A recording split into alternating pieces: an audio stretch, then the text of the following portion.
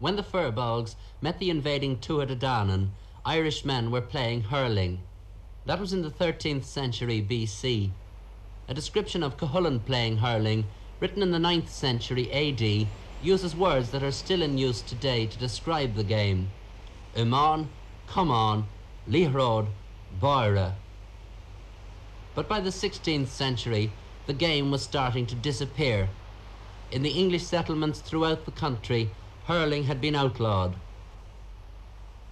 Driven out of the towns, the game became a rural sport, and to those who suffered the oppression of the landlords, it became a symbol of hope. Together with the resistance of the Land League, it became a means of consolidating the identity of the Irish people. In 1884, Michael Cusack founded the Gaelic Athletic Association. Its aim, in his words, was to promote in every way every form of athletics which is peculiarly Irish. His ideals gained the support of Maurice Davin and the Archbishop of Cashel, Dr. Thomas Croke. Together they built an organisation which rapidly extended into every county and parish. And wherever it went, it was working to replace a servile spirit with a spirit of manliness and freedom. For playing Gaelic games was an assertion of one's nationality. Through the Land League, the people were learning that the rights of property lay with them and not with absentee landowners.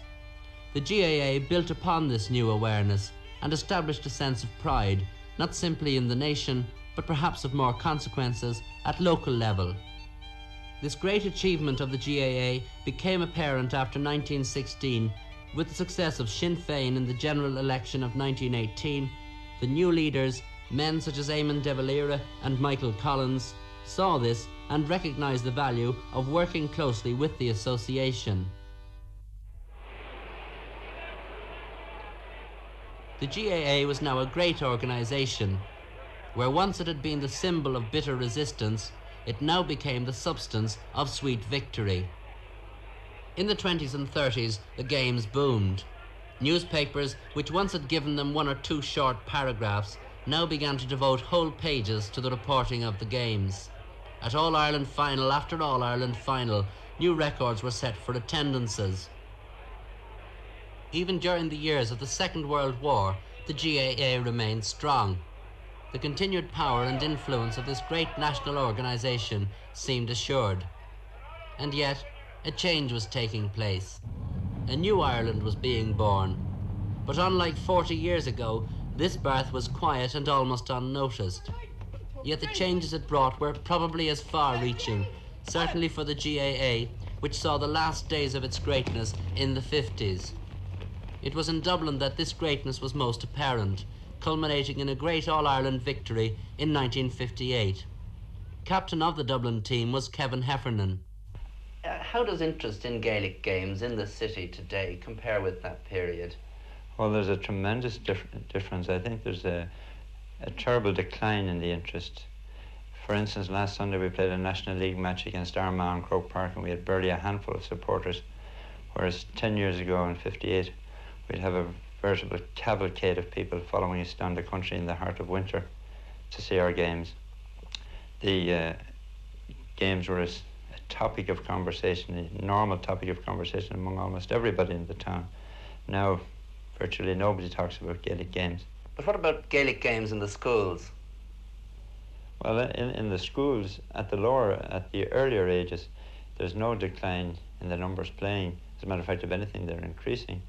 But from, say, 16 onwards, there is a very obvious loss. But it was in the rural areas that the GAA always had its real strength. The goal of every young man was to play for the parish. His heroes were the great hurlers and footballers of the time, and the most respected man in the county was the chairman of the GAA County Board. A typical example is the Castleconall-Lahan area of County Limerick. From this parish came some of the great hurlers of the 30s and 40s, the hurlers that brought back 5 National Leagues and 2 All-Ireland victories to Limerick. From here came men such as the Mackey brothers, Mick and John, Paddy Scanlon, Timmy Ryan and the Clohasseys. This is the Mackey's old school, and their uncle is caretaker there today, an old man now, but still agile and able with a hurley as when he first taught them the game. It is 25 years since the days of Limerick's greatness in Gaelic games. 25 years which have failed to produce a successor which might translate the legends of the 40s into the heroes of the 70s. But how strong is GAA in the Limerick area today? Seamus O'Kelly is a Limerick sports writer and a historian of the association. I wouldn't say it's as strong as it was in the past. I think in common with other parts of the country, there is a decline in the GAA, in interest in the GAA. There's not the same dedication, particularly in the youth, either in city or county. Gaelic games don't seem to have the same attraction for young people once they get into their later teens. Why do you think this is? Certainly at primary school level, Gaelic games are very strong. They're very well organised and by the primary schools. But there is a big decline once they leave primary school. Does the band contribute to this? I'd say it does. As a matter of fact, it would be very hard to say that any team in Limerick at the moment is, in the city particularly, is really free from foreign games influence. I'd say there are players playing in all the teams.